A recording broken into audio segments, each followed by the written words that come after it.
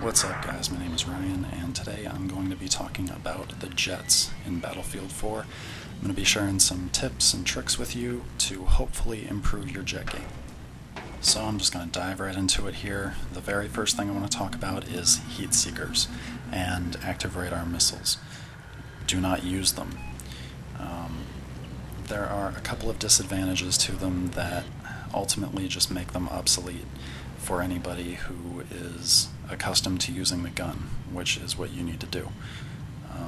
Heat seekers, obviously you can use flares and ECM jammers to interrupt the targeting system on them, so that's a disadvantage right there, especially when you consider that there is no flare or ECM jammer that works for bullets. So you need to practice leading your targets properly with the gun. Obviously the easiest way to do this would be to go to an air superiority match. You're probably going to get your shit kicked around a little bit, but the experience and the knowledge that you're going to get from just a trial by fire is going to be enough to be worth it. The other disadvantage to heat seekers is that it takes up a slot that you could be using for something to make your jet a little bit more versatile. For example, if you're using heat seekers in the stealth jet, you're not going to have a slot for laser designated missiles, which would allow you to target the various ground vehicles. And what I would recommend is using the JDAM dumbfire bombs for the attack jet. My personal favorite is the JDAM, those bombs. One of the great things about them is they are the perfect weapon for killing campers. When you look on the screen, you can see the little icons representing people as well as vehicles, and if you can spot one that isn't moving, like say a sniper camping in hills or on top of a building, you can drop a bomb right on top of his head if you aim it right. My next tip is I'm going to try and help you learn to turn better. That sounds like a relatively simple procedure, but a lot of people get it wrong when we're talking about dogfighting. Now, for the purposes of explaining this, I'm going to assume that you're using the standard WASD movement key configuration.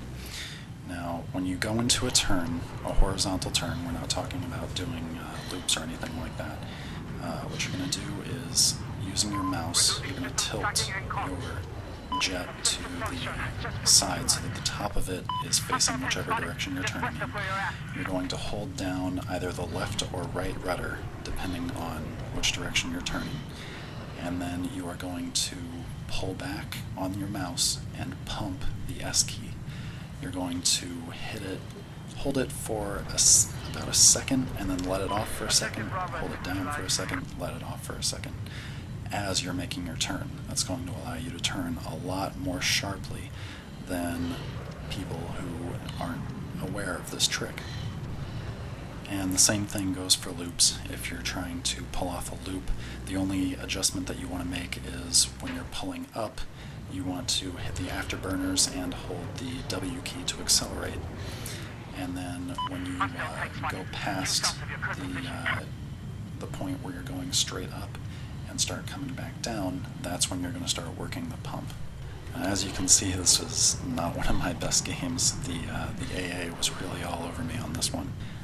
AAs have, fortunately for jet pilots, gotten nerfed pretty hard over the course of the game since the game was originally released.